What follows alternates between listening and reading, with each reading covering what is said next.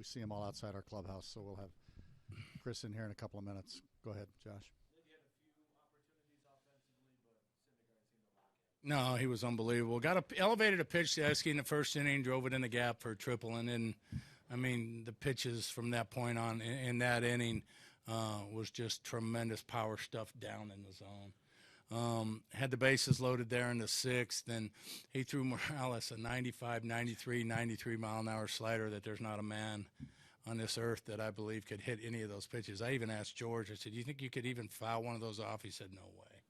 So he was just phenomenal. Syndergaard really threw a great game. Was that slider was that there last October? Was it as good when you guys faced him? You know, I thought he was better today, and I thought he was really good in October.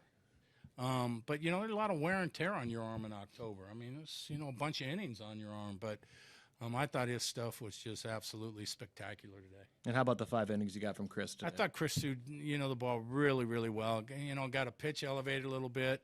That Murphy hit out of the ballpark for a 2-run homer. But, you know, at times battled his tempo, but always, you know, found ways to make pitches and, you know, get us through the inning. He just pitched great. He did everything we needed him to do was, you know, keep us in the ball game through 5 or 6. And, you know, we'll see if we can develop, you know, some run scoring opportunities.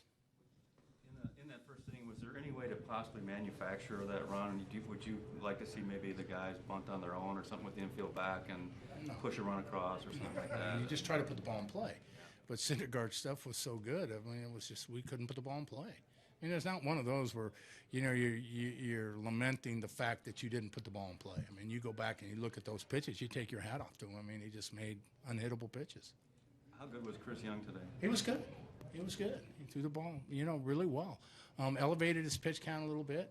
You know, he's coming back a day early on you know, on his 4th day. But, you know, it just shows you, you know, the type of person that Chris Young is that, you know, Swanee asked Dave the other day to, you know, ask Chris if he wanted to go out first, because usually these types of games, the starting pitcher will go out and Salvi and Dave will go get their rings first so they can go to the bullpen. And so he went to ask Chris, you want to get your ring first? And, you know, Chris's reply was, look, Tuesday I'm coming to the ballpark to win a baseball game. I'll get my ring after the game. You know, that's what makes him so special. You know, his competitiveness. You hear all the time about how competitive he is, but those are the things that make him special. So we took a minute after the game and, you know, presented him with his ring, but I thought he pitched great. Soria in the 9th? Huh? Soria in the 9th? Wanted to get him back on the horse. Yeah. You know, wanted him back out there. I didn't want him sitting 2 days thinking about that last outing because I knew it was an aberration.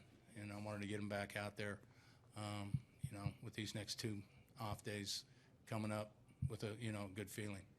I know the answer is not 2 games, but at what point in the season do stats, like, is there enough of a sample size that stats kind of take on some meaning that you look at them with? From the bullpen?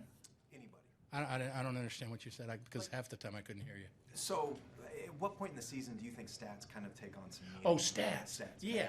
I thought you said stacking guys, and I'm like, you know, for me, you know, we get all these stats, but they're last year's stats. I didn't look at my stat things, you know, my game stat stuff 2 days, you know, because it's all last year's stuff. For me, you know, you get a good 2 weeks under your belt, and then you can start looking at numbers, and maybe they start to show a bit of a trend or a bit of a pattern, but early on it's really hard to do. When you have Sunday, day off, Tuesday, a couple days off, will Friday, once the series gets going, will that feel more like the season? Without a doubt. I mean, we're really excited for Friday to come so we can start, you know, getting some consistency in our routine, start playing every single day.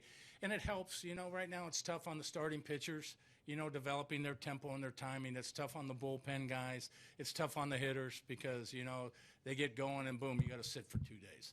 So, you know, the schedule is what it is. We don't really complain about it because there's nothing we can do about it. But, yeah, we'll be glad when Friday comes. But also, too, like, I mean, you earned today and Sunday, obviously, but, like, part of the routine is not having that stuff, too, right? Like, you're looking forward to just having it. Well, this stuff is really, really cool for our fans. And our fans are very, very special to us I mean, we wanted them to be a part of this celebration. But for us, yeah, I mean, it's nice. You know, we were excited to get our rings, but as soon as we got them, man, let's go play this game. I mean, our focus is on playing and winning baseball games. The other stuff that goes with it, you know, it's fun that our fans can enjoy it, but now it's time to get, you know, into the grind, as we want to call it. What did you think of Lorenzo's catch?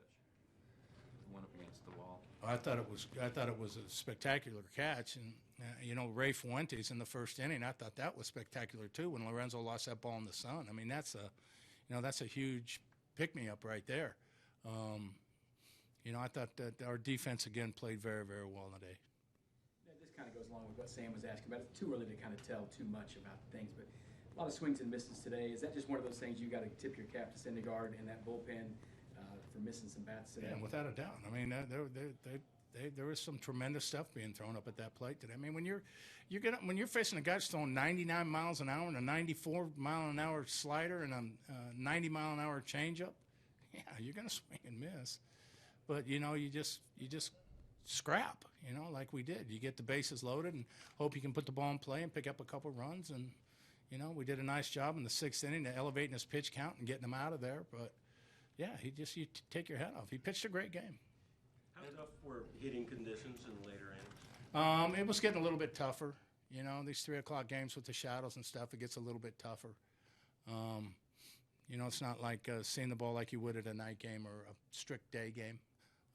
They were that played into the equation a little bit. Ned, what are your expectations every time Chris takes the mound? I expect him to compete his tail off. I mean, that's what he does. Every time he steps on that mound, he competes his heart out. And you know, you saw him pitch today. That's exactly what he did today. You know, he goes out, he makes pitches, he's prepared. We know every time he steps on the mound, he's going to give us a chance to win. What about innings? Is it any? We don't. I mean, right now, I don't put numbers on that because we've got a really, really good bullpen. So it's just pitch your heart out until, you know, we need to come and get you, and that's what he does. All right, we've got Chris here right now, so thanks.